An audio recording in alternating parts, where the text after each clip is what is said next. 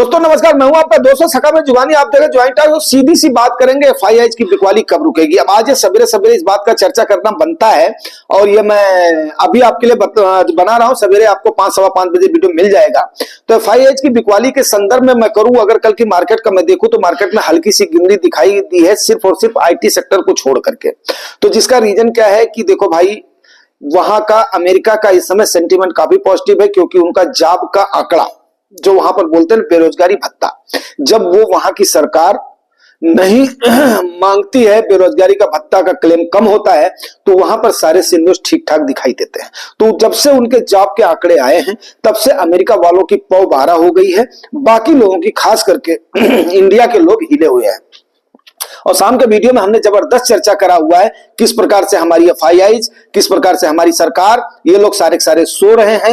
ये कहीं ना कहीं हमें, जो पिछले सीबीआई के चीफ होते थे सिन्हा जी, जाते जाते उन्होंने बोला था कि हमारी सीबीआई एक तोता बन गई है। तो क्या आरबीआई के संदर्भ में ये बोलना उचित तो मैं नहीं कह सकता हूं, लेकिन क्या है कि ठीक है, ऑटोनॉमस संस्था है, अगर वो कदम नहीं उठा रही है और हम फेड के भरोसे अगर हमारी आरबीआई चल रही है, मतलब हमारी मार्केट चल रही है, तो हमारी आरबीआई कहां पर क्या कर रही है, हमारी सरकार क्या कर रही है, ये बात समझ के परे है। अब बात करते हैं सब्जेक्ट की, सीधी और सिंपल सी मुद्दे की बात करते हैं।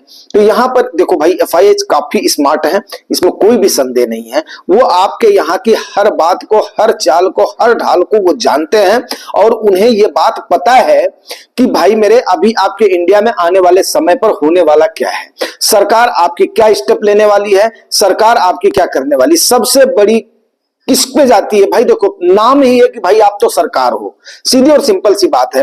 तो जिस प्रकार से रुपया फ्री फॉल हो रहा है, मींस क्या है कि उसको कोई भी रोकने वाला टोकने वाला नहीं है। गिरता जा 86.6 का आंकड़ा टच करते करते 86.57 पर रुपया जाकर के रुका है। बड़ी तकलीफ देह बात रही है, ठीक है।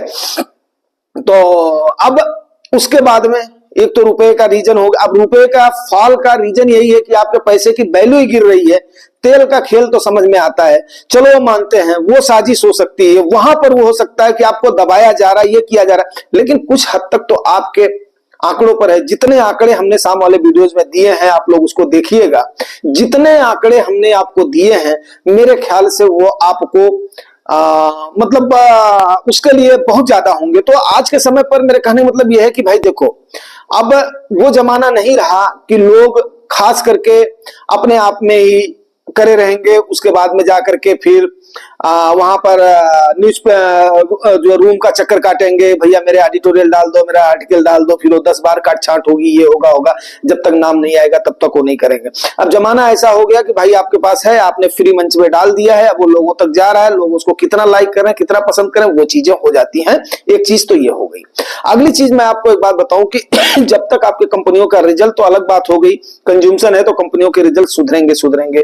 लोग रोजगार मांग रहे हैं, रोजगार मिलेगा, लोग काम तो करेंगे। भैया मेरे पेट है तो वहां पर भूख तो लगनी है। मौसम है, मौसम के अनुसार कपड़े तो खरीदे जाएंगे। आदमी अपने कंफर्ट के अनुसार उन कामों को करेगा। तो आने वाले समय में ये सारी चीजें हैं जो जरूरत की चीजें हैं, वहां पर तो खपत होगी, आज नहीं तो कल।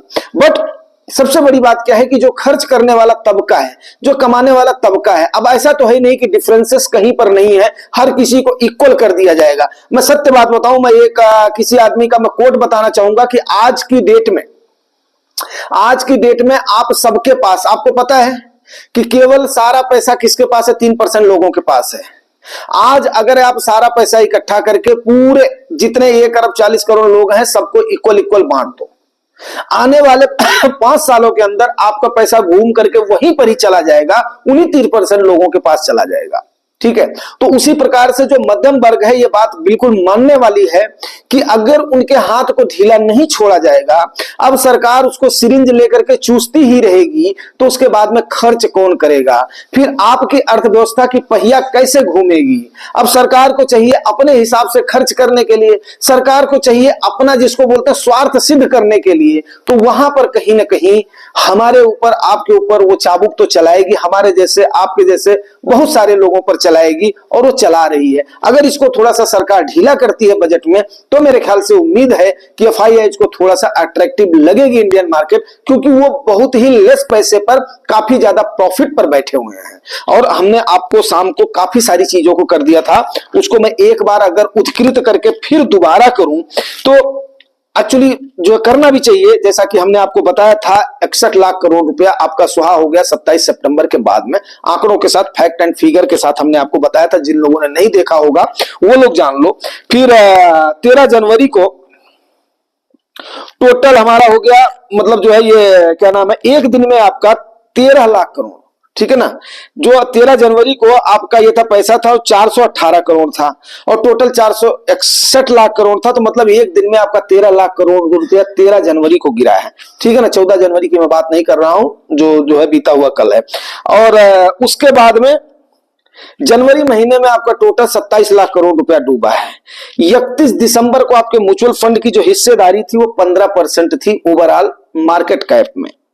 वहीं पर ही FIH की जो हिस्सेदारी थी वो 16% थी, क्योंकि आपको पता है कि इस क्या नाम म्यूचुअल फंड से थोड़ा सा पैसा उनका ज्यादा, बस इतना ही डिफरेंस रह गया है, बशर्ते कि हमारी लागत ज्यादा लगी हुई है। अब ये सरकार क्यों सो रही है, सरकार क्या चाह रही है, मेरे को समझ में नहीं आ रहा है। जब 15% 16% की भागीदारी है तो रिटेलर्स के ऊपर आप टैक्स पर टैक्स आप जो थोपे जा रहे हो, उनके लिए आप जो है रेड कारपेट आप बिछाए हुए हो। समझ में नहीं आ रहा कि बुद्धि को क्या हो गया है, ठीक है ना। अब उसके बाद में पब्लिक की हिस्सेदारी आपकी कितनी है, 12% की है, ठीक है ना। जो है जो बोलते हैं ना पब्लिक की, प्रमोटर्स की हिस्सेदारी 53% है। ध्यान रखिएगा इस बात को, अभी आगे आपको बताऊंगा। 4% की हिस्सेदारी जो DIH के बाकी पार्टनर्स हैं, जैसे बैंक हो गया, इंश्योरेंस हो गया, इनकी हो गई। तो ये आपका हो गया टोटल जो हिस्सेदारी बनती है वो पब्लिक की इसकी बनती है ना, कितनी बनती है आपका 12, 4, 16 और 15% आपकी किसकी है, इनकी है, म्यूचुअल फंड वालों की है। तो आपका टोटल हो गया 27%। अगर आप 61 लाख करोड़ में कितना नुकसान हुआ आपका वो बता देता हूं, तो आपका 61 लाख करोड़ का 27% निकालते हो तो 16.47 लाख करोड़ रुपया, 16,47,000 करोड़ रुपया आपका टोटल नुकसान हुआ है, ठीक है ना। किसका, इन तीनों का मिला करके, जिसमें से म्यूचुअल फंड इन्वेस्टर्स का हुआ है 9.15 लाख रुपया और डायरेक्ट शेयर वालों का हुआ है 7.32 लाख करोड़ रुपया, ठीक है ना, जिनकी हिस्सेदारी कितनी है, 12% है। तो अब ये मिलाकर के स्मॉल कैप और मिड कैप की जबरदस्त पिटाई होने की संभावना है अभी आने वाले समय पर, इसलिए कुछ भी डरने की जरूरत नहीं है। लेकिन एक पॉजिटिव आंकड़ा है, RSI के मुताबिक जो है ना मार्केट में टिकावट की संभावना है। लेकिन अगर मार्केट ऊपर की तरफ जाती है 23,200 रेजिस्टेंस का काम करेगा, नहीं तो नीचे की तरफ 23,000 का लेवल टूटता हुआ नजर आएगा। और जब अगर 23,000 का लेवल टूटेगा तब हम जाकर के पेस बढ़ाएंगे, नहीं तो 23,400 पर जाकर के हम फिर उसके बाद में तब देखेंगे अभी मार्केट किधर की तरफ जाती है, वो देखने वाली बात होगी। तो अब ये यहां पर मैं इस सेशन को क्लोज करता हूं और उसके बाद में फिर मिलेंगे सवेरे, आपको 10 बजे के उसमें मिलेंगे, अपना सेशन में मिलेंगे। Thank you very